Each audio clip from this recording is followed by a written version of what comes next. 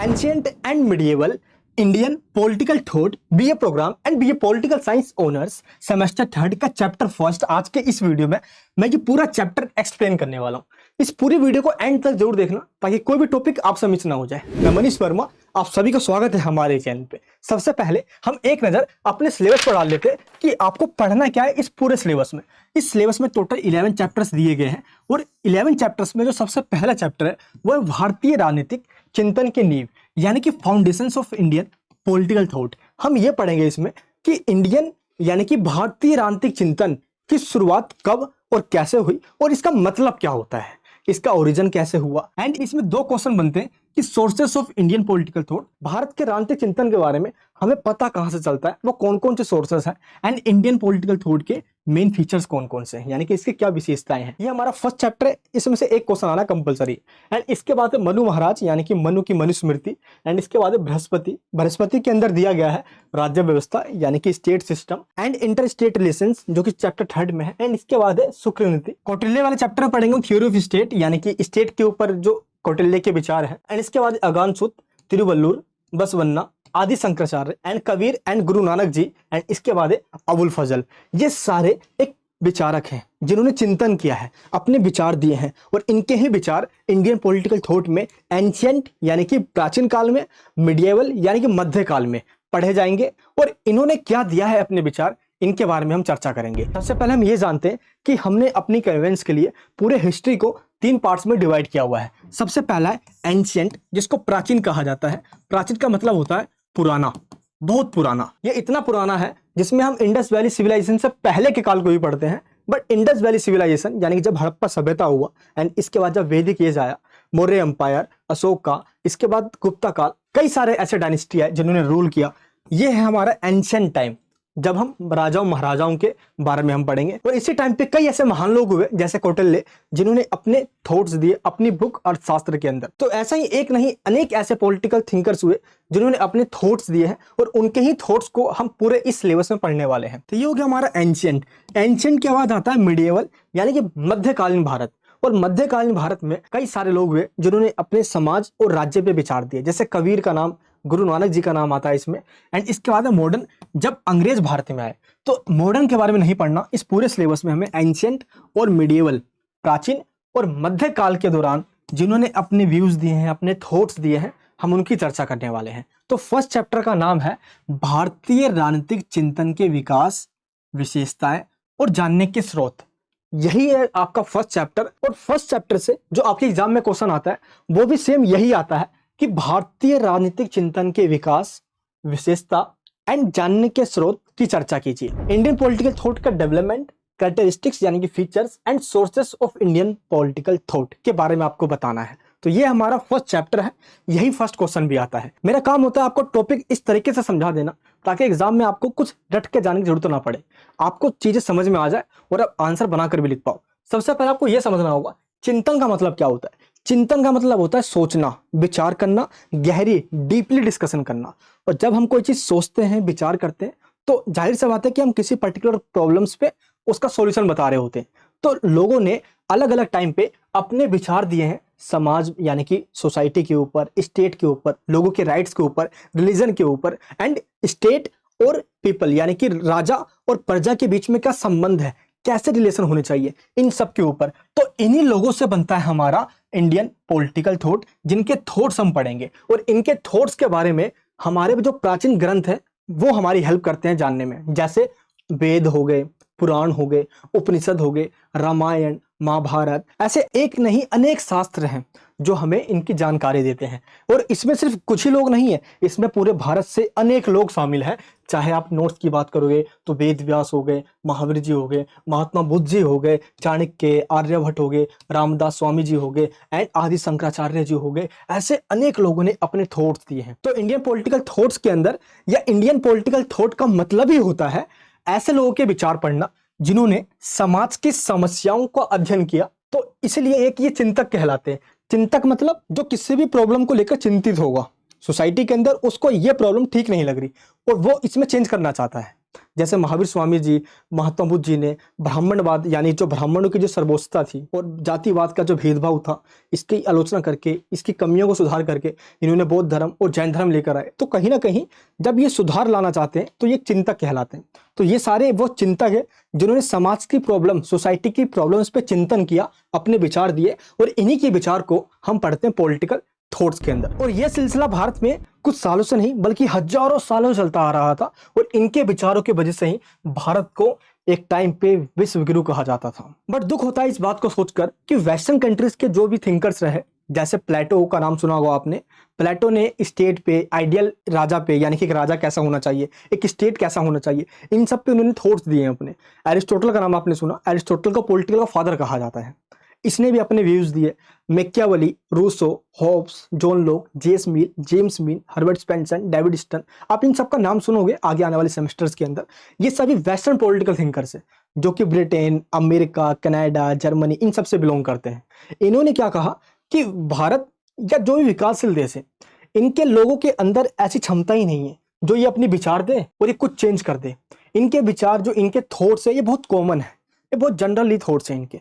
हमेशा से western country के द्वारा जितने भी भारत के विचारक रहे, इनको महत्व भी नहीं दिया गया, इनको इग्नोर किया गया है। बट भारत का भी एक बहुत गौरवशाली परंपरा रहा है जिसमें इन लोगों ने अपना योगदान दिया। जैसे वेस्टर्न कंट्री के अंदर लोगों ने अपना योगदान दिया है, वैसे ही अब हम बात करेंगे इंडियन पॉलिटिकल थॉट के बारे में कि इंडियन पॉलिटिकल थॉट्स में किन किन लोगों ने अपना कंट्रीब्यूशन दिया है एंशिएंट टाइम पे। ये हो गया हमारा एंशिएंट टाइम, यानी कि प्राचीन टाइम के दौरान 6000 बीसी से लेकर 650 एडी तक इंडस वैली सिविलाइजेशन से शुरुआत होती है इसकी, और रोमन एम्पायर का जब एंड हो रहा था उस टाइम तक भारत में एंशिएंट हिस्ट्री चलता है, मुस्लिमों के आने से जस्ट पहले। और जब भारत में मुस्लिम आ जाते हैं, इस्लाम का प्रचार प्रसार होने लग जाता है, तो स्टार्ट होता है मिडिएवल हिस्ट्री। इसकी शुरुआत होती है 500 ईस्वी से लेकर 1500 ईस्वी तक। आप मान सकते हो जब मुगल टाइम पीरियड था, जब तक ये शासन चलता है। और समाज के अंदर जो अलग अलग थिंकर्स के द्वारा जो चिंतन दिया जा रहा है, अपने जो विचार दिए जा रहे हैं, ये एंशिएंट हिस्ट्री यानी कि इस टाइम से लेकर इस टाइम तक दिए जा रहे हैं, प्राचीन से लेकर मध्यकाल तक। यानी कि भारत का एक सुनहरा इतिहास रहा है और अपने आप में गौरवपूर्ण रहा है, जिसको हम इग्नोर नहीं कर सकते। ये सभी लोग अपने विचारों से भारत को महान बनाते हैं। तो एक एक करके इन सभी की कहानी हम आपको सुनाते हैं। सबसे पहले हम ये समझते हैं इंडियन पॉलिटिकल थॉट यानी कि भारतीय राजनीतिक चिंतन का मतलब क्या होता है। आपको हमेशा पहले इंट्रोडक्शन देना है एग्जाम के अंदर, इसके बाद आपको मीनिंग बताना होता है। हम पहले वर्ड्स को समझते हैं। भारतीय यानी कि भारत, राजनीतिक यानी कि राज मतलब होता है स्टेट यानी कि राज्य, और नीति मतलब होता है नियम, कानून, कायदे, और चिंतन का मतलब होता है विचार। यानी कि हम भारतीय राजनीतिक चिंतन या इंडियन पॉलिटिकल थॉट में ऐसे विचार पढ़ते हैं जो हमें यह बताते हैं कि राज्य कैसे बना, आखिर स्टेट का ओरिजिन कैसे हुआ है, स्टेट क्या काम करता है, स्टेट को क्या करना चाहिए, सोसाइटी कैसे रेगुलेट होती है, और इन सब के बारे में हमें जानकारी पुराण, वेद, उपनिषद से मिलता है। और राजा कैसे काम करता है, राजा और प्रजा के बीच में कैसे रिलेशन है, कैसे रिलेशन होने चाहिए, इससे हमें इतिहास को जानने में भी पता चलता है, उस टाइम के राजा महाराजाओं के बारे में। वेदों से कैसे समाज चलता था, वेदों का कैसे रचना हुआ, इन सब के बारे में जो हमें जानकारी देता है इंडियन पॉलिटिकल थॉट कहलाता है। समझ में आ गया आप सभी को। एंड इसकी जानकारी हमें वेदों, पुराणों, उपनिषद, रामायण, महाभारत, धर्मशास्त्र, नीति शास्त्र, दंड नीति, इन सब से पता चलता है। तो इस प्रकार ये इसकी मीनिंग थी। बट इसका इंपॉर्टेंस क्या है? इसका इंपॉर्टेंस इसलिए है कि इंडियन पॉलिटिकल थॉट हमें उस टाइम के इतिहास को जानने में हमारी हेल्प करता है। उस टाइम के लोग, उस टाइम के राजा, उस टाइम की सोसाइटी, उस टाइम का कल्चर हमें ये बताता है इंडियन पॉलिटिकल थॉट, इसलिए इसका बहुत ज्यादा इंपॉर्टेंस है। और सबसे बड़ी बात, ये हमें उस टाइम के उन थिंकर्स के व्यूज, थॉट्स को जानने में हेल्प करता है, इसलिए इसका ये इंपॉर्टेंस है। भारतीय राजनीतिक चिंतन, ये जो चिंतन वर्ड आपको मैं बता रहा हूँ, इसकी शुरुआत ही हुई थी वैदिक काल से लेकर मुगल पीरियड तक, और इतने लंबे टाइम पीरियड के दौरान कई लोगों ने अपने विचार दिए हैं। अब इन विचारों को हम एक एक करके समझेंगे। सबसे पहले इंडियन पॉलिटिकल थॉट्स को लेकर ओम नागपाल के अनुसार एक डेफिनेशन दिया गया है। इनका कहना है कि प्लेटो और एरिस्टोटल, यह है प्लेटो और ये है एरिस्टोटल। इनके द्वारा अपने विचार दिए गए, स्टेट पे दिए गए, सिटीजनशिप पे दिए गए, फैमिली पे दिए गए, आइडियल किंग पे दिए गए। तो इन्होंने भी अपने थॉट्स दिए हैं। ये यूनान के थे, यूनान से बिलोंग करते थे और दुनिया भर के अंदर इनका बहुत इंपॉर्टेंस है, क्योंकि यूनान के अंदर डेमोक्रेसी का राइज हुआ, यूनान के अंदर लिबर्टी, इक्वालिटी, जस्टिस, इन सब के ऊपर बात हुई, इसलिए इनका सबसे ज्यादा इंपॉर्टेंस दिया गया। बट भारत के अंदर जो कौटिल्य ने प्रैक्टिकली बात करी है, जो बिल्कुल रियलिस्टिक लगती है सुनने में भी समझने में भी, बट प्लेटो ने एक आइडियल किंग की बात करी। राजा बहुत पढ़ा लिखा होना चाहिए, राजा की कोई फैमिली नहीं होनी चाहिए। बट प्लेटो की बात सच नहीं हो पाई, लेकिन कौटिल्य ने ऐसे कई सारे प्रिंसिपल दिए हैं, सिद्धांत दिए हैं, जो वास्तव में आज भी रिलेवेंट है। तो कौन हुआ महान, कौटिल्य या प्लेटो? मेरा मकसद आपको यह समझाना है कि जो भारत के थिंकर्स रहे हैं वो किसी से किसी टाइम पे भी कम नहीं रहे हैं। तो यही बात कह रहे हैं नागपाल जी। प्लेटो और एरिस्टोटल से शताब्दियों पहले, यानी कई 100 साल पहले, भारत में राजनीति शास्त्र पर बहुत सारा लिखा जा चुका था। दुनिया भर के अंदर प्लेटो और एरिस्टोटल को ही पढ़ाया गया कि इन्होंने ये सिद्धांत दिया, प्लेटो ने ही ये कहा, एरिस्टोटल ने ये दिया, बट भारतीय थिंकर्स को इग्नोर किया गया। जबकि भारत के अंदर कई सालों पहले कई चीजें लिख दी जा चुकी थी पॉलिटिक्स एंड स्टेट के ऊपर। अरिस्टो के ही टाइम के कौटिल्य थे, एरिस्टोटल जब था उस टाइम पे ही कौटिल्य ने अपने थॉट्स दिए थे। और व्यवहारिक क्रांति का पिता कहा जाता है कौटिल्य को। व्यवहारिक का मतलब होता है जो प्रैक्टिकल, जो रियलिस्टिक चीजों पे बात करे। स्टेट का क्या रिलेशन दूसरे से होना चाहिए, स्टेट ऐसा कोई काम करेगा तो उसके क्या नुकसान पहुंचेंगे, एक राजा का कैसा व्यवहार होना चाहिए, राजा को कैसा एक्ट करना चाहिए, इन सब के ऊपर रियलिस्टिक व्यूज दिए थे कौटिल्य ने। बट एरिस्टोटल और प्लेटो ने जो अपने व्यूज दिए, ये टोटली आइडियलिज्म के ऊपर बेस्ड थे। आइडियलिज्म का मतलब होता है आदर्शवाद, जो ये नहीं बात करता क्या हो रहा है, ये बात करता है कि क्या होना चाहिए, ये इसकी बात करता है। जिस वजह से कौटिल्य को व्यवहारिक राजनीति, यानी कि प्रैक्टिकल जो पॉलिटिक्स है या जो रियलिस्टिक पॉलिटिक्स है, उनका फादर कहा जाता है कौटिल्य को। आगे कहते हैं ओम नागपाल जी कि ज्ञान विज्ञान के क्षेत्र में भारत कभी भी किसी से पीछे नहीं था और आज भी भारत बहुत तेज से प्रोग्रेस कर रहा है। ये बात कही है ओम नागपाल ने। इसके बाद मैक्सी, जो कि खुद एक अंग्रेज थे, इन्होंने ये क्या कहा कि भारत का जो इतिहास रहा है, भारत का जो थॉट्स है या जो थिंकर्स है, ये अपने आप में बहुत गौरवपूर्ण रहा है और ये किसी से कम नहीं रहा है, और इसको इग्नोर करना बहुत बड़ी मूर्खता होगी, और ये बिल्कुल रियलिटी है। तो ये कहा है मैक्सी ने। आपको इनके व्यूज भी लिखना है अपने एग्जाम्स के अंदर। एंड अब हम बात करते हैं भारतीय राजनीतिक चिंतन का डेवलपमेंट कैसे हुआ है, आखिर इसका विकास कैसे हुआ है। तो कब लोगों ने अपने विचार देने शुरू किए हैं, सोसाइटी पे, पॉलिटिक्स पे, स्टेट पे, रिलीजन पे, राइट्स पे, इक्वालिटी पे, जस्टिस पे। अब हम एक एक करके बात करते हैं। सबसे पहले आपको समझना होगा, आर्यों से लेकर वैदिक काल से लेकर मुगल पीरियड तक हमेशा से थिंकर्स ने अपने व्यूज दिए हैं, जो कि पॉलिटिकल थॉट्स के अंदर पढ़े जाते हैं। लेकिन ये आर्य कौन थे? आर्यन सेंट्रल एशिया से, यानी कि जो इराक का जो पार्ट हो गया, और यूरोपियंस थे ये, और ये वहां से चलकर भारत में आए थे। पहला ये। दूसरा, ये एक आक्रमणकारी थे, भारत में आक्रमण करके आए थे नॉर्थ इंडिया में। तीसरा, ये कहा जाता है कि ये माइग्रेट होकर आए थे भारत में, यानी कि ये प्रवासी बनकर भारत के अंदर आ गए थे, वो भारत में बस गए थे। लेकिन चौथा, जो अभी आईआईटी खड़गपुर के द्वारा और ऐसे कई सारे रिसर्च किए गए हैं, बहुत सारे डीएनए टेस्ट किए गए उस टाइम के लोगों से, अभी के लोगों से, और डीएनए टेस्ट में ये पाया गया कि आर्यंस भारत के नेटिव्स हैं, ये भारत के मूल निवासी हैं, ये भारत के ही रहने वाले थे, और आर्यंस के ही टाइम पे वेदों की रचना करी गई थी। कोई एक इंसान ने वेद नहीं लिखा, कई सालों तक वेदों की रचना की गई है। आया आपको समझ में? तो इसको लेकर कई सारे कंट्रोवर्सी है, बट अभी रिसेंट का जो रिसर्च हुआ है उसमें यह पाया गया डीएनए से कि आर्यंस भारत के ही मूल निवासी थे। तो अब हम ये समझते हैं कि इंडियन पॉलिटिकल थॉट का डेवलपमेंट कैसे हुआ, यानी कि कब लोगों ने अपने विचार दिए हैं समाज के जरूरत के अकॉर्डिंग। तो सबसे पहले हम बात करते हैं प्राचीन टाइम की, एंशिएंट टाइम में, जब राजा एक इलेक्टेड हुआ करता था। अब जनता इसका डायरेक्ट इलेक्शन नहीं करती थी, अब कुछ कमेटी के अंदर लोग बने हुए थे और अलग अलग कमेटी के लोग मिलकर राजा को इलेक्ट किया करते थे। हाँ, राजा के पास अधिकार था, लेकिन राजा मजबूर था उन सभी सलाहकार जो राजा के एडवाइजर्स हैं उनकी बात मानने के लिए। बट कुछ समय बीतता चला गया और राजा का पोस्ट हायरार्की सिस्टम के अकॉर्डिंग हो गया, यानी कि वंशानुगत हो गया। राजा मर जाएगा तो उसका बेटा ही राजा बनेगा, ये लिख दिया गया और ये नियम बना दिया गया। एंड इसके बाद राजा को ये लगा कि मेरी जो भूमि है ये और बढ़नी चाहिए, एक्सपेंशन की थ्योरी आ गई। राजा अपने अंपायर को और बढ़ाना चाहता था। यहां से कॉन्सेप्ट आया अश्वमेध का। अभी अश्वमेध का कॉन्सेप्ट क्या है? अश्वमेध का मतलब होता है कि राजा अपने एक घोड़े को दौड़ाएगा और ये घोड़ा जहां तक जा सकता है वो सभी एरिया राजा का हो जाएगा। अगर दौड़ते हुए घोड़े को किसी राजा ने रोक दिया तो उस राजा को इस राजा से, जिसका घोड़ा है, उससे युद्ध लड़ना पड़ेगा। और अगर युद्ध में इस राजा ने, जिसका घोड़ा था, उसने उस राजा को हरा दिया जिसने घोड़े को रोका था, तो वो सारी जमीन राजा की हो जाएगी। ये अश्वमेध यज्ञ हुआ करता था और इस यज्ञ से कई अंपायर खड़े हुए, और यहीं से बलि प्रथा की शुरुआत हुई। राजा को ये लगा कि बलि देने से हमारा जो एम्पायर है और बड़ा होगा, और यहीं से ब्राह्मण का राइज हुआ। दैट मीन्स जब बलि प्रथा आई तो ब्राह्मणों का महत्व बढ़ता चला गया और सोसाइटी के अंदर एक ऐसा क्लास बना जिसको ब्राह्मण कहा गया। और ब्राह्मण जैसे आए तो राजा को अब ये लगा सोसाइटी के अंदर सुरक्षा सिक्योरिटी के लिए हमारी आर्मी होनी चाहिए। अब यहीं से आर्मी बनी और आर्मी का जो क्लास कहलाया वो क्षत्रिय कहलाया। ब्राह्मण और क्षत्रिय बन चुके हैं। अब लगा भाई खाने पीने के लिए, डेली लाइफ सरवाइव करने के लिए एग्रीकल्चर होना चाहिए। यहीं से एग्रीकल्चर आया और एग्रीकल्चर के आने से एक और क्लास बना, वो है वैश्य। तो सोसाइटी के अंदर 3 क्लास बन चुके थे, ब्राह्मण, क्षत्रिय, वैश्य।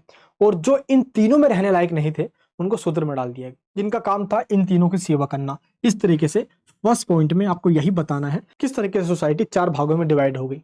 और इसी टाइम पे कई लोगों ने अपने थॉट्स दिए इस डिस्क्रिमिनेशन के खिलाफ। क्या ये भगवान के द्वारा बनाया गया है? क्या ये सोसाइटी के द्वारा क्रिएट किया गया? क्या ये ब्राह्मणों ने खुद से ये प्रथा क्रिएट कर दी? क्या था ये? इसके ऊपर लोगों ने अपने थॉट्स दिए। तो पहला यहाँ से डेवलपमेंट हुआ। इसके बाद आते हैं हम सेकंड पॉइंट में, राजनीतिक विकास। अब यहाँ से पॉलिटिकल डेवलपमेंट हो रहा है। राजनीतिक विकास का मतलब है अब यहाँ पे राज्य बन रहे हैं, अनेक छोटे छोटे बड़े बड़े राज्य, स्टेट का स्टेब्लिशमेंट हो रहा है, स्टेट का डेवलपमेंट हो रहा है। और जब स्टेट बनेगा तो राजा भी बनेगा। और राजा को लेकर कई सारे धार्मिक मान्यताएं, रिलीजियस बिलीफ्स बनाए गए कि राजा को ये करना चाहिए धर्म के अकॉर्डिंग और ये नहीं करना चाहिए। और फर्स्ट और सेकंड पॉइंट के दौरान राजा धर्म से बंधा हुआ था, क्योंकि इस टाइम पे वैदिक युग चल रहा था। वेद, पुराण, उपनिषद, इनका बहुत बोलबाला था और सोसाइटी इनके ही अकॉर्डिंग रेगुलेट हुआ करती थी। लेकिन जब थर्ड पॉइंट में हम आते हैं तो थर्ड पॉइंट के दौरान राजा धर्म के प्रभुत्व से बाहर हो गया। King out of religious prominence. That means अब जो प्रोमिनेंट हुआ करता था राजा के ऊपर, धर्म का जो प्रभुत्व हुआ करता था, राजा उससे बाहर हो गया। राजा कहने लग गया कि पॉलिटिक्स से रिलीजन को आप सेपरेट करो, राजा अपने आप में सबसे सुप्रीम है। और यहीं से ब्राह्मणवाद यानी कि ब्राह्मणों का विरोध शुरू हो गया, क्रिटिसाइज करने लग गए लोग। और इनमें सबसे इंपॉर्टेंट आते हैं बौद्ध धर्म और जैन धर्म, बुद्धिज्म और जैनिज्म। इन्होंने ब्राह्मणों का विरोध किया क्योंकि डिस्क्रिमिनेशन हो रहा था। ब्राह्मणों को कई सारे विशेषाधिकार, प्रिविलेज मिला हुआ था। क्षत्रिय, वैश्य, शूद्र, अलग अलग लोगों ने इसके खिलाफ में बोलना स्टार्ट किया। बौद्ध धर्म, जैन धर्म का राइज हुआ और कई नई नई डायनेस्टी भी आने लग गए, जैसे शक आए, कुषाण आए। और इनके साथ ही नए नए धर्म भी आए, जैसे बौद्ध धर्म, जैन धर्म आया। आप खुद देखिए मौर्य डायनेस्टी के अंदर चंद्रगुप्त मौर्य जैन धर्म को फॉलो करते थे और अशोक बौद्ध धर्म को फॉलो करते थे। तो अलग अलग जो राजा है इन्होंने अलग अलग धर्मों को मानने लग गए। और इन्होंने क्या किया, इन धर्मों का प्रचार प्रसार भी किया, दूर दूर तक फैलाया। और इसी टाइम पे कई सारे डायनेस्टी, कई सारे राजाओं ने तो ये भी कह दिया, जैसे शक और कुषाणों ने, सन ऑफ गॉड, हम तो भगवान के पुत्र। तो पहले क्या बताया गया कि सोसाइटी में 4 वर्ग डिवाइडेड हो गए, 4 क्लासेस बन गई। दूसरा, स्टेट का ओरिजिन हुआ और स्टेट के ओरिजिन से राजा बने। और राजा के बन जाने से राजा को क्या काम करना चाहिए, क्या नहीं करना चाहिए, पॉलिटिक्स, स्टेट को लेकर लोगों ने अपने अलग अलग थिंकर्स ने, अलग अलग लोगों ने अपने व्यूज दिए, तो उनके थॉट्स कहलाए। तो पहला थॉट सोसाइटी के डिवीजन को लेकर था। दूसरा, स्टेट, पॉलिटिक्स, लोगों के राइट्स और राजा और प्रजा के रिलेशन को लेकर था। और इसी टाइम पे जो अलग अलग धर्मों के अंदर अलग अलग राजाओं के द्वारा अपना कंट्रीब्यूशन दिया गया, उसको एक्सपेंशन करने में क्या कमियां हैं, क्या सही रहा, इस तरीके से लोगों ने अपने व्यूज दिए। तो 3 पॉइंट है जो हमें ये बताता है किस तरीके से इंडियन पॉलिटिकल थॉट्स का डेवलपमेंट हुआ है। तो आपको सिंपल ये पॉइंट्स याद कर लेना है और इन्हीं पॉइंट्स को आपको बनाकर लिख देना है। और ये भी कहा गया कि आर्यंस के टाइम पे ही एक वेदों की रचना शुरू की गई। ये जो टाइम था 1600 ईस्वी से लेकर 1400 यानी कि 1400 ईस्वी पूर्व के टाइम के आसपास की बात है ये। मैं फिर से आपको ये बता देना चाहता हूँ कि आर्यंस को लेकर कई सारे स्टूडेंट्स के मन में ये डाउट रहता भी है, और हो भी क्यों ना। अंग्रेजों ने आर्यंस की थ्योरी दी है कि आर्यंस कौन थे और कहाँ से आए थे। तो जाहिर सी बात है, अंग्रेजों ने ये कहा कि ये यूरोपियंस थे और ये भारत में आए। तो वो ऐसा इसलिए कह रहे थे, इंडियंस को वो ये जताना चाहते थे कि भारत का रिलेशन कई सदियों पुराना है यूरोपियंस से और हम यहाँ पे रूल करने के लिए आए हैं। तो अंग्रेजों ने मन गढ़ंत कहानी बना के कुछ भी बोल दिया और इस तरीके से आर्यंस को लेकर कई सारी कंट्रोवर्सी थ्योरी बन गई। और इसीलिए मैक्स मुलर के द्वारा जो कहा गया है कि ये माइग्रेट होकर आए थे भारत के अंदर और नॉर्थ इंडिया में आके बस गए। इसके बाद कई सारी थ्योरीज निकली, रिसर्च हुए, रिसेंट रिसर्च में ये पाया भी गया कि ये नेटिव इंडियंस है। तो आर्यंस को लेकर जो कंट्रोवर्सी है आपको रिटन आंसर में जरूर लिख देना है ये। तो ये हमारा हो गया इंडियन पॉलिटिकल थॉट्स का डेवलपमेंट कैसे हुआ है। अब हम बात करते हैं भारतीय राजनीतिक चिंतन को जानने के स्रोत क्या है। आखिर हमें इंडियन पॉलिटिकल थॉट्स के बारे में पता कहाँ से चलता है। हमारे पास क्या क्या सोर्स हैं, तो 2 सोर्स हैं। पहला सोर्स है भारतीय सोर्स, यानी कि जो प्योर रूप से भारत के हैं। अब वो चाहे कोई बुक्स हो या कोई ग्रंथ हो या धर्मशास्त्र हो, जिनकी रचना भारत में ही हुई है, वो भारत के लोगों के द्वारा ही की गई है, यह है इंडियन सोर्स। दूसरा है विदेशी सोर्स, जो फॉरेनर्स के रूप में भारत के अंदर ट्रेवल करके आते थे, तो ये भारत को देखते थे, तो जो उन्होंने देखा उसको इन्होंने उतार दिया अपनी बुक्स के अंदर। जैसे कि मौर्य एम्पायर के टाइम पे मैगजीन्स आया था और इसने अपनी बुक लिखी थी इंडिका, तो इसने भी अपने इंडिका के अंदर उस टाइम के पॉलिटिक्स, एडमिनिस्ट्रेशन, राजा के काम, सोसाइटी, एग्रीकल्चर, टैक्स का सिस्टम, इन सब के बारे में इसने डिस्क्राइब किया था। तो इस तरीके से ये कुछ सोर्सेज हैं जो फॉरेनर्स के हैं, ये हमारी हेल्प करते हैं, जो हम आगे डिस्कस करेंगे। तो 2 पॉइंट्स हैं, तो एक एक करके हम बात करेंगे। सबसे पहले हम बात करते हैं भारतीय स्रोत, दैट मीन्स इंडियन सोर्सेज के बारे में, जो इंडियन पॉलिटिकल थॉट्स के बारे में हमें बताते हैं, उस टाइम की सोसाइटी, पॉलिटिक्स और स्टेट के लोगों के साथ क्या रिलेशन थे, इसके बारे में बताते हैं। तो सबसे पहले इसमें हमारा सोर्स है वो है वेद। वेद के टोटल 4 प्रकार होते थे, ये हमने पहले ही पढ़ा हुआ है, ऋग्वेद, सामवेद, यजुर्वेद, अथर्ववेद। अब आपको डीपली नहीं जाना, बट आपको ये पता होना चाहिए कि वेदों का बहुत ज्यादा इंपॉर्टेंट है, क्योंकि ये सबसे प्राचीन, सबसे पुराना ग्रंथ है जो हमें हमारे उस टाइम के समाज, राजा, राज्य, उनके कर्तव्य, सोसाइटी कैसे रेगुलेट होती थी, पूरा नियम, कानून, कायदे, इन सब के बारे में बताती है। तो ये सबसे पुराना भी है और ये हमें बहुत ज्यादा जानकारी भी देती है। जैसे ऋग्वेद है, ऋग्वेद के अंदर संस्कृत के मंत्र लिखे गए हैं, सूक्त लिखे गए हैं, जो उच्चारण में काम आता था, बहुत ज्यादा ही इसका इंपॉर्टेंस था। एंड इसके बाद है सामवेद। ये सा का मतलब क्या होता है, संगीत। आपको ट्रिक बता रहा हूँ, याद रखना, सामवेद की स्टार्टिंग सा से हो रही है, दैट मीन्स इसमें संगीत के बारे में बताया गया है। एंड तीसरा है यजुर्वेद, या का मतलब इसके अंदर युद्ध के बारे में बताया गया है, लड़ाई झगड़े, राजा, अश्वमेध यज्ञ, इन सब के बारे में डिस्क्राइब किया गया है। और इसके बाद अथर्ववेद, अथर्व मतलब अनर्थ, दैट मीन इसके अंदर जादू, टोना, टोटका, इन सब के बारे में बताया गया है। तो इस तरीके से ये हमारे टोटल 4 ग्रंथ हैं, और ये चारों ग्रंथ सोसाइटी की बहुत ज्यादा नॉलेज देते हैं हमें उस टाइम की, तो वेदों का इसलिए भी ज्यादा इंपॉर्टेंस है। एंड इसके बाद है ब्राह्मण तथा उपनिषद। देखो, ब्राह्मण जस्ट एक बुक है जिसके अंदर वैदिक मंत्र लिखे थे, जैसे ऋग्वेद के अंदर ये मंत्र वगैरह है, वैसे ही ब्राह्मण के अंदर ही वैदिक मंत्र लिखे गए जो वेदों के टाइम पे यूज किए जाते थे। एंड जो उपनिषद है, ये हमारी हेल्प करता है उस टाइम के राजा और प्रजा का कैसे रिलेशन होता था, राज्य क्या काम करता था, इन सब के बारे में, पूरा एडमिनिस्ट्रेशन के बारे में हमें बताता है उपनिषद। हमें उपनिषद से भी जानकारी मिलती है, और कुछ उपनिषद काफी इंपॉर्टेंट थे। और ये उपनिषद, बिंबिसार एक राजा हुआ करता था, उसके पहले के भारत के पॉलिटिकल हिस्ट्री के बारे में बताते हैं। एंड इसके बाद आता है महाकाव्य। महाकाव्य का मतलब होता है जो महान ग्रंथ है भारत के, और 2 ग्रंथ है, रामायण और महाभारत। और ये दोनों ही ग्रंथ प्राचीन भारतीय सामाजिक, राजनीतिक और आर्थिक दशा को जानने में हमारी हेल्प करते हैं। जैसे कि रामायण के जो लिखने वाले थे वो तो वाल्मीकि, इन्होंने भगवान राम के चरित्र का वर्णन किया है, भगवान राम जी को समझने में हमारी हेल्प करता है ये। एंड महाभारत के अंदर राजा के क्या कर्तव्य है और राज्य के साथ क्या संबंध होने चाहिए, राजा के, प्रजा के, इन सब के बारे में महाभारत के अंदर बताया गया है। तो प्राचीन भारत के ये महान ग्रंथ है जो हमें इनकी जानकारी देती है। एंड इसके बाद है पुराण। पुराण को भी उसी टाइम पे रचा गया था जिस टाइम पे महाकाव्य की रचना की जा रही थी, रामायण और महाभारत की। अब पुराणों में क्या है, पुराणों के अंदर आदिम काल यानी कि बहुत पुराने काल से लेकर गुप्त काल की पूरी जानकारी दी गई है। और पुराण तो कई सारे हैं, इसमें कुछ पुराणों के एग्जांपल देता हूं आपको मैं। जैसे विष्णु पुराण, ये मौर्य वंश के बारे में बताता है। इसके बाद मत्स्य पुराण, ये हमें आंध्र वंश के बारे में बताता है। वायु पुराण, ये गुप्तों की जानकारी देता है, जो गुप्त डायनेस्टी थे। वायु पुराण हमें बताता है कि उस टाइम की सोसाइटी और पॉलिटिक्स यानी कि पॉलिटिकल सिस्टम का ओरिजिन कैसे हुआ था, इसके बारे में हमें डिस्क्राइब करता है। एंड इसके बाद है अग्नि पुराण, जो हमें पॉलिटिकल सिस्टम की जानकारी देता है। तो इस तरीके से 5 पुराण इंपॉर्टेंट है जो हमें उस टाइम की अलग अलग चीजों के बारे में जानकारी देता है इंडियन पॉलिटिकल थॉट्स के अंदर।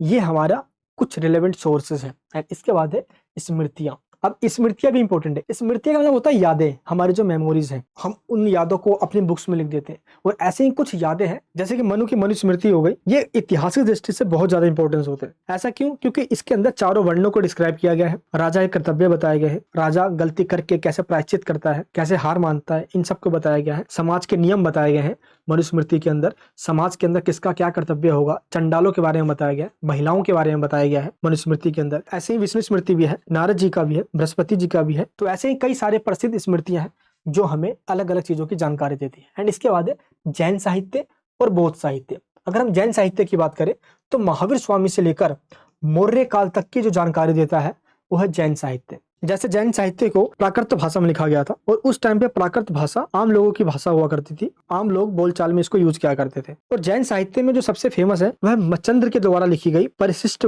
पर्वण। ये हमें बताती है महावीर स्वामी जी से लेकर मौर्य काल की पूरी इतिहास। और भद्रबाहु के द्वारा भी लिखी गई थी, ये हमें चंद्रगुप्त मौर्य के बारे में जानकारी देता है। तो जो हमें ग्रंथ मिली है ये उस टाइम के इतिहास को जानने में हमारी हेल्प करती है। एंड इसके बाद है बौद्ध साहित्य। और बौद्ध साहित्य में आता है त्रिपिटक। त्रिपिटक का मतलब होता है तीन पिटारा, दैट मीन्स तीन पुस्तकें। सबसे पहला है सुत्त पिटक, दूसरा है धम्म पिटक और तीसरा है विनय पिटक। ये तीनों ही बहुत ज्यादा इंपॉर्टेंट है क्योंकि ये उस टाइम की बौद्ध धर्म जब राइज हो रहा था उस टाइम के सोशल यानी कि सामाजिक, राजनीतिक, धार्मिक और आर्थिक व्यवस्था की जानकारी देता है। और ये इसलिए भी इंपॉर्टेंट है क्योंकि ये बौद्ध धर्म का राइज कैसे हुआ, क्यों बौद्ध धर्म का राइज बहुत तेजी से हुआ, इन सब के बारे में भी हमें इसकी जानकारी मिलती है त्रिपिटक से। एंड इसके बाद है कौटिल्य। कौटिल्य को चाणक्य भी कहा जाता है। इनके द्वारा एक बुक लिखी गई थी जिसका नाम था अर्थशास्त्र। ये वो अर्थशास्त्र नहीं है जिसमें हम सिर्फ इकोनॉमी पढ़ते हैं। इसके अंदर इकोनॉमी के साथ साथ मौर्य टाइम की एडमिनिस्ट्रेशन, पॉलिटिकल, एग्रीकल्चर, सोशल, इस पूरे सिस्टम को डिस्क्राइब किया गया था। टैक्स का सिस्टम, एक राजा के कर्तव्य, राजा के रिलेशन, इन सबको बताया गया था। तो इस तरीके से जो कौटिल्य की बुक थी अर्थशास्त्र, इसका बहुत ज्यादा इंपॉर्टेंस था जो कि मौर्य काल के इतिहास को समझने में हमारी हेल्प करता है। साथ ही एक राजा के चरित्र को, किस प्रकार नंद वंश का राज करके मौर्य डायनेस्टी का एस्टेब्लिशमेंट किया गया, इन सब की जानकारी हमें अर्थशास्त्र से मिलती है जो कौटिल्य के द्वारा लिखी गई थी। कौटिल्य चंद्रगुप्त मौर्य का प्रधानमंत्री हुआ करता था। बहुत अच्छे तरीके से इसने डिस्क्राइब किया हुआ है, काफी रियलिस्टिक वे में। आगे आने वाले चैप्टर्स में हम इनके बारे में पढ़ेंगे। नेक्स्ट पॉइंट है नीति शास्त्र। कौटिल्य के अर्थशास्त्र के बाद नीति शास्त्र लिखे गए और ये नीति शास्त्र हमें यह समझने में हेल्प करता है कि मौर्य एम्पायर के बाद क्या हुआ, उस टाइम की डायनेस्टी का क्या हुआ, उस टाइम का राज्य, उस टाइम का प्रशासन। तो ये सारी जानकारी हमें नीति शास्त्र से मिलती है, तो ये भी बहुत ज्यादा इंपॉर्टेंस रखता है।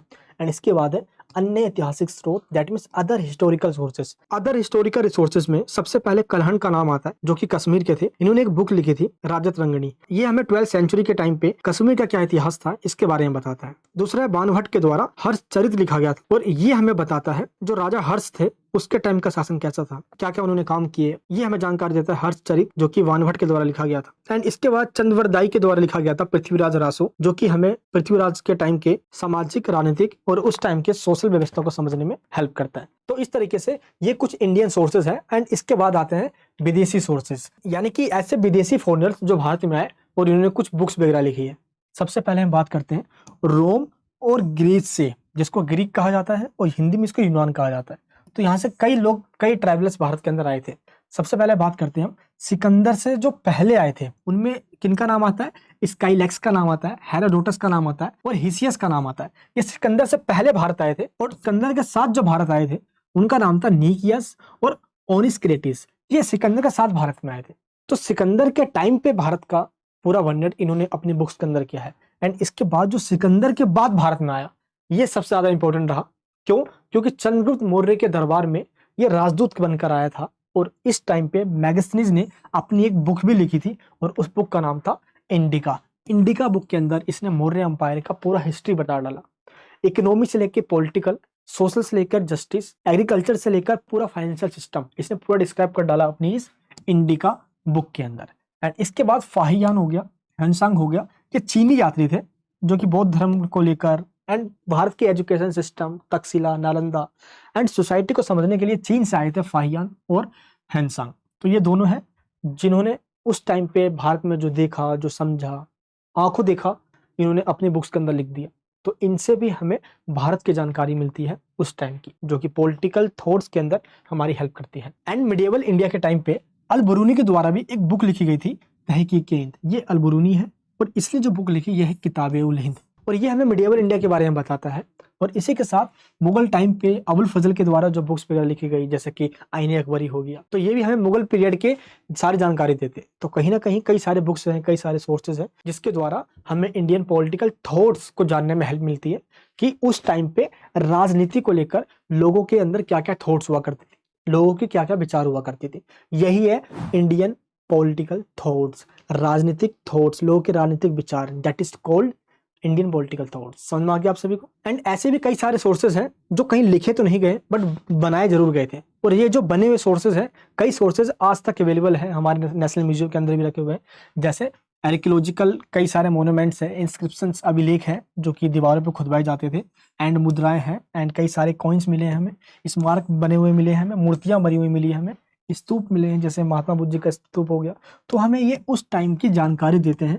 इसके ऊपर राजाओं के नाम भी लिखे हैं, उस टाइम का टाइम पीरियड भी लिखा हुआ मिला है हमें, कॉइन्स भी हमें काफी कुछ जानकारी देता है। गुप्ता काल के दौरान सबसे ज्यादा सोने के सिक्के चलाए गए। तो ऐसी कई सारी भरमार जानकारी हमें इनसे भी मिलती है। तो आई होप आपको यहाँ तक टॉपिक समझ में आ गया होगा। इंडियन पॉलिटिकल थॉट्स को समझने के लिए हमें प्राचीन इतिहास को समझना होगा। इतिहास में कौन सी घटना कब क्या हुई, राजा ने क्या किया, स्टेट पे इसका क्या इम्पैक्ट पड़ा, राजा और प्रजा के क्या रिलेशन रहे, इन सबको समझने के बाद ही इंडियन पॉलिटिकल थॉट वास्तव में समझ में आएगा हमें। इसलिए हिस्ट्री और पॉलिटिक्स आपस में लिंक है दोनों का, हम दोनों को अटैच करके ही पढ़ेंगे तभी टॉपिक क्लियर हो पाएगा। ये हमारा फर्स्ट टॉपिक था फर्स्ट चैप्टर का। एंड इसके बाद जो सेकंड टॉपिक है वो है भारतीय राजनीतिक चिंतन की विशेषताएं। तो हमने मीनिंग देख लिया, सोर्सेस देख लिए, और अब हम फीचर्स देखेंगे, देन चैप्टर फिनिश हो जाएगा। तो हम बात करते हैं फीचर्स की, यानी कि वो कौन कौन सी खास बात है जो हमें इंडियन पॉलिटिकल थॉट्स के बारे में पता होना चाहिए। अब इंडियन पॉलिटिकल थॉट को लेकर कई सारे लोगों ने अपने विचार दिए हैं और इनके विचार को लेकर कई सारे सोर्सेस भी हमारे पास हैं जिनसे हमें पता चलता है। तो अब हम ये जानते हैं इंडियन पॉलिटिकल थॉट की क्या खास बात है, आखिर प्राचीन काल में किन चीजों पर ज्यादा जोर दिया गया, मध्य काल में किन चीजों पर ज्यादा जोर दिया गया, प्राचीन और मध्य काल में क्या सिमिलरिटी थी, क्या डिफरेंसेस थे। तो अब हम इन सब के ऊपर बात करेंगे जो इंडियन पॉलिटिकल थॉट को खास बना देती है, बहुत स्पेशल बना देती है। एक एक करके सारे पॉइंट्स बताता हूँ आपको। फीचर्स का जो सबसे पहला पॉइंट है आध्यात्मिकता पर बल, यानी कि इंडियन पॉलिटिकल थॉट्स में भारत के प्राचीन इतिहास को भी देखें हम तो स्टार्टिंग से ही आध्यात्मिकता यानी कि स्पिरिचुअलिटी पे जोर दिया गया है। भारत का इतिहास रहा है आध्यात्मिकता का, इसलिए पूरे विश्व भर के अंदर भारत को आध्यात्मिकता का गुरु भी कहा जाता है, जहाँ पे वेदों, रामायण, महाभारत, उपनिषद की रचना की गई है। स्टार्टिंग से ही राजा धर्म से बंधा रहा है, राजा का कर्तव्य होता है धर्म का रक्षा करना, धर्म के नियम का पालन करना, इसलिए आध्यात्मिकता से ही प्रेरित होकर सारे काम किए जाते रहे हैं भारत के अंदर स्टार्टिंग से ही, और आज भी पॉलिटिक्स के अंदर कहीं ना कहीं धर्म का इन्फ्लुएंस दिखता है। तो आध्यात्मिकता स्पिरिचुअलिटी का हमेशा से फोर्स रहा है पॉलिटिक्स पे, स्टेट यानी कि राजा आध्यात्मिकता से जुड़े रहे और वही काम करते आए हैं हमेशा से जो कहीं ना कहीं स्पिरिचुअलिटी को दिखाते हैं। तो फर्स्ट पॉइंट क्या है, आध्यात्मिकता पे जोर। सेकंड पॉइंट क्या है, राजा सर्वोपरि नहीं है। भारत के प्राचीन इतिहास में राजा को सबसे सुप्रीम नहीं माना गया है। वेस्टर्न कंट्री का आप इतिहास उठा के देखोगे तो उसमें राजा को देवी अवतार बताया गया, राजा को धरती पे भेजा ही गया है शासन करने के लिए, जबकि भारत में ऐसा नहीं है। यहाँ तक कि वेस्टर्न कंट्री में प्लेटो, एरिस्टोटल के द्वारा 18th सेंचुरी में आकर एक इंडिविजुअल पर्सन के इंपोर्टेंस पे जोर दिया गया कि एक व्यक्ति का भी अधिकार होता है। एक व्यक्ति यानी कि पॉलिटिक्स का जो सेंटर था वो सिर्फ स्टेट हुआ करता था, ना कि एक इंडिविजुअल पर्सन हुआ करता था। वेस्टर्न कंट्री की पॉलिटिक्स की बात बता रहा हूँ, लेकिन भारत के अंदर क्या था, कौटिल्य के टाइम से ही पॉलिटिक्स का जो सेंटर था एक इंडिविजुअल व्यक्ति रहा है। हमें एक व्यक्ति की खुशी के लिए काम करना है क्योंकि इसी इंसान ने इस राज्य को बनाया है, ना कि राज्य ने इंसानों को बनाया है, ये कभी नहीं भूलना चाहिए। तो भारत के पॉलिटिक्स में स्टार्टिंग में ही सेंटर में रहा है एक इंडिविजुअल पर्सन, बट वेस्टर्न में क्या है, स्टार्टिंग से ही स्टेट एंड स्टेट के कार्य, एडमिनिस्ट्रेशन। तो आपको डिफरेंसेस दिख रहा है, यानी कि इंडियन पॉलिटिकल थॉट्स को इग्नोर ना किया जाए तो अपने आप में ही महान है। और भारत में सबसे सुप्रीम राजा नहीं है, वेस्टर्न कंट्री में सबसे सुप्रीम राजा बनाया गया, भारत में सबसे सुप्रीम धर्म को रखा गया है हमेशा, रिलीजन है, और रिलीजन के कानूनों बंधनों में बंधा हुआ है राजा, वो इन बंधनों से टूट नहीं सकता ना भाग सकता है, उसको वो काम करना होगा जो जनता की भलाई के लिए है। हाँ, आगे चल के इसमें कुछ चेंजेस जरूर आए, लेकिन धर्म से स्टार्टिंग में राजा बंधा हुआ था प्राचीन भारत के अंदर। एंड थर्ड पॉइंट क्या है, राजनीति एवं धर्म का समन्वय, यानी कि पॉलिटिक्स और रिलीजन का आपस में एकोमोडेशन था, कोऑर्डिनेशन बना हुआ था, समन्वय किया हुआ था। ऐसा क्या, देखो राजा जो भी काम करता था वो धर्म से प्रेरित होता था। इंडियन पॉलिटिकल थॉट्स हमें ये बताता है, कैसे बताता है, देखिए जैसे कि राजा जब भी राजा बनता था तो सबसे पहले उसका राज्याभिषेक होता था, राज तिलक लगाओ भाई, फिर वो गद्दी पे बैठता था, तो ये एक धार्मिक कार्य ही हुआ करता था। दूसरा, राज्य के द्वारा कोई यज्ञ करवाना, पूजा पाठ करवाना, राज्य के द्वारा पुरोहित, पुरोहित का मतलब क्या होता है, जो पंडित हो गए, पुरोहितों को अपॉइंट करना। तो ऐसे धार्मिक कार्य राजा के द्वारा किए जाते थे, इसलिए राजनीति और धर्म आपस में जुड़ा हुआ था, मिला हुआ था। तो ये बोलबाला रहा है इंडियन पॉलिटिकल थॉट्स के अंदर पॉलिटिक्स और रिलीजन का, जो हमें उस टाइम की राजनीति और धर्म के बारे में बताते हैं। एंड फोर्थ पॉइंट क्या है, सामाजिक व्यवस्था का प्रभाव। इंडियन पॉलिटिकल थॉट पे सोशल सिस्टम का भी इन्फ्लुएंस रहा है। कैसे, ये हमने देखा कि हमारी पूरी सोसाइटी प्राचीन व्यवस्था के अकॉर्डिंग 4 पार्ट्स में डिवाइड हो गई थी। पहला है ब्राह्मण, दूसरा है क्षत्रिय, तीसरा है वैश्य और फोर्थ है शूद्र। और इन सबके अपने अपने काम हुआ करते थे, जैसे इनका काम था पूजा पाठ करवाना, दान दक्षिणा लेना, शिक्षा देना, और इनका काम था राजा बनना या सेना बनना, यानी कि लोगों को सुरक्षा देना। वैसे काम था व्यापार करना, खेती करना, खेती बाड़ी वगैरह इसमें आ गया। और शूद्र का काम था इन तीनों की सेवा करना, और समाज के कुछ ऐसे काम जो ये तीनों नहीं करते थे, जिनको अछूत माना जाता था, ये शूद्र को दे दिया गया था। सबसे नीचे कैटेगरी यही थी। तो राजा का काम क्या था? इन चारों को अपने अपने कैटेगरी में बना के रखना और इन चारों को अपने काम के अनुसार काम करवाना, ये हो रहा है या नहीं हो रहा है, और इन चारों को सिक्योरिटी देना। ये था राजा का काम, पॉलिटिक्स का काम। इसलिए सोशल सिस्टम का इन्फ्लुएंस पड़ा था पॉलिटिक्स पे, क्योंकि पूरी सोसाइटी डिवाइडेड थी। आया आपको समझ में? एंड फिफ्थ पॉइंट क्या है? राज्य एक आवश्यक एवं उपयोगी संस्था है। राज्य एक आवश्यक है, राज्य एक बहुत उपयोगी है। क्यों है ऐसा उपयोगी? क्योंकि स्टेट का काम होता है लोगों को प्रोटेक्शन देना, सिक्योरिटी देना, और ये शुरुआत से ही माना जाता है, क्योंकि राजा लोगों की इच्छा पे बना हुआ है। लोगों की इच्छा खत्म हो जाएगी, राजा को उखाड़ के फेंक देंगे, वो विद्रोह कर सकते हैं वो, इसलिए राजा का काम है लोगों को सुरक्षा देना। नेक्स्ट पॉइंट क्या है? दंड नीति का महत्व। देखो, इंडियन पॉलिटिकल थॉट के अंदर दंड नीति का एक कॉन्सेप्ट आया है, और दंड नीति को कौटिल्य के द्वारा बहुत ज्यादा इंपॉर्टेंट बताया गया एक स्टेट के लिए। अगर एक स्टेट को बने रहना है तो समाज के अंदर कुछ ऐसे असामाजिक लोग होंगे जिनके अंदर कीड़ा होगा, और वो स्टेट के अगेंस्ट में या लोगों के अगेंस्ट में कुछ पक्का उंगलीबाजी करेंगे। तो ऐसे लोगों को सबक सिखाने के लिए दंड की व्यवस्था होना बहुत जरूरी है, इसलिए दंड का कॉन्सेप्ट आया। इसके बाद है धर्म सर्वोपरि। देखो, स्टार्टिंग से भारत में धर्म सर्वोपरि रहा है, और राजा धर्म से बंधा हुआ रहा है। ना चाहकर भी राजा को धर्म के नियम मानने पड़ते थे प्राचीन भारत के अंदर, और इनसे वो बंधा हुआ था, इसके अकॉर्डिंग काम करना होता था। हाँ, आगे चल के बेशक धर्म से वो अलग हुआ, लेकिन धर्म से स्टार्टिंग बंधा रहा हुआ। एंड एट्थ पॉइंट क्या है? प्रजा को विद्रोह का अधिकार था, यानी कि एक स्टेट के अंदर जो लोग हैं इनको पूरा अधिकार है राजा को हटाने का। अगर राजा लोगों के अकॉर्डिंग काम नहीं कर रहा है, अत्याचार कर रहा है, बहुत अत्याचारी है वो, मार रहा है, काट रहा है, लोगों को सता रहा है, तो लोगों का अधिकार है धर्म के अकॉर्डिंग उस राजा का सत्ता उखाड़ के फेंक दिया जाए, उसको कोई अधिकार नहीं है राज करने का। तो इंडियन पॉलिटिकल थॉट्स के ये फीचर्स हैं, ये विशेषता है जो हमें पूरी सोसाइटी को समझने में हेल्प करती है। ये खास बात है हमारी इंडियन पॉलिटिकल थॉट्स की, यानी कि प्राचीन भारत के समाज की। यही है वो सारे पॉइंट्स जो हमारे इंडियन पॉलिटिकल थॉट्स को खास बनाती है। इस प्रकार कहा जा सकता है भारत का जो पॉलिटिकल थॉट्स है, इसका पूरा इतिहास लगभग 5000 साल पुराना है, यानी हजारों साल पहले लोगों ने अपने थॉट्स दिए हैं जो मिलाकर इंडियन पॉलिटिकल थॉट्स बनाते हैं। और जो थॉट्स आए हैं, जैसे कि स्टेट का काम क्या है? लोगों को मोक्ष प्राप्ति दिलवाने में हेल्प करना। और मोक्ष का मतलब क्या है? आत्मा का परमात्मा से मिलन, लोगों के आत्मा का विकास करवाना। तो ये स्टेट की रिस्पॉन्सिबिलिटी थी, लोग अपने आत्मा का विकास कर सके, स्टेट में रहकर ऐसा माहौल देना। और इस प्रकार लोगों का जो आध्यात्मिक जीवन है या जो स्पिरिचुअलिटी है, इसका डेवलप करना स्टेट का बहुत बड़ा कंट्रीब्यूशन रहा। और इसके अंदर कई लोगों ने अपना कंट्रीब्यूशन दिया, अब वो चाहे मनु हो, कौटिल्य हो, या शंकराचार्य हो, या आदि शंकराचार्य हो, गुरु नानक जी हो, कबीर हो, कई लोगों ने अपना कंट्रीब्यूशन दिया सोसाइटी के अंदर। ये हम आगे चर्चा करने वाले हैं। तो काफी लंबा इतिहास रहा है। हाँ, ये बात ठीक है कि वेस्टर्न कंट्री के जो स्कॉलर्स रहे हैं, जो विद्वान अपने आप को कहने वाले लोग रहे, उन्होंने हमेशा से भारतीय थिंकर्स या थॉट्स को इग्नोर करते रहे, या इसको साधारण कह के इस चीज की आलोचना करते रहे कि ये इस लायक नहीं है कि दुनिया भर के अंदर इसका प्रचार प्रसार किया जाए। और इस प्रकार हमेशा से एक भ्रम फैलाया गया इन वेस्टर्न कंट्रीज के द्वारा। तो ये चीज आप इवैल्यूएशन में बता सकते हो, लेकिन निष्कर्ष में तो आपको यही बताना है कि इस प्रकार कहा जा सकता है कि भारत का अपना ही एक लंबा इतिहास रहा है, जो कि वैदिक काल से शुरू होता है और ये मुगल काल तक चलता है। इसमें कई सारे ग्रंथ लिखे गए, कई सारे पॉलिटिकल थॉट्स दिए गए, और इन थॉट्स के अंदर ऐसे थॉट्स रहे जो हमें स्टेट, रिलीजन, उस टाइम के लोग और इन सब के बीच में रिलेशन, इन सब के बारे में हमें बताता है। और ये सारी कहानी भारत को एक विश्व गुरु बनाता है। आई होप आपको ये पूरा चैप्टर समझ में आ गया होगा, और इस चैप्टर से कोई सा भी क्वेश्चन उठकर आ जाए आप आसानी से आंसर दे दोगे।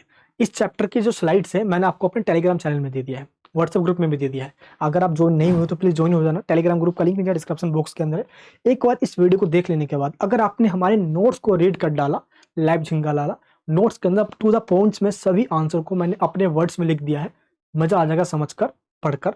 एक बार नोट्स को जरूर डाउनलोड कर लेना। नोट्स को डाउनलोड करने की लिंक इस वीडियो के नीचे डिस्क्रिप्शन बॉक्स में दे दिया गया है। तो जैसे आप लिंक पे क्लिक करोगे आपके सामने लिस्ट आ जाएगी और आप नोट्स को डाउनलोड कर सकते हो। ये वीडियो आपको कैसी लगी नीचे मुझे कमेंट बॉक्स में बताना। ऐसे वीडियोस बनाने में बहुत मेहनत लगती है, और जब आप कमेंट करके बताते हो, चैनल को सब्सक्राइब करके बेल आइकन ऑन करते हो, तो यही मेरा मोटिवेशन होता है, और ऐसे वीडियोस बनाने में ये मेरे को मोटिवेट करता है। मैं मिलूंगा आपसे नेक्स्ट वीडियो के अंदर किसी और टॉपिक के साथ। अपना प्यार बनाए रखना, चैनल से जुड़े रहना। जय हिंद, जय भारत।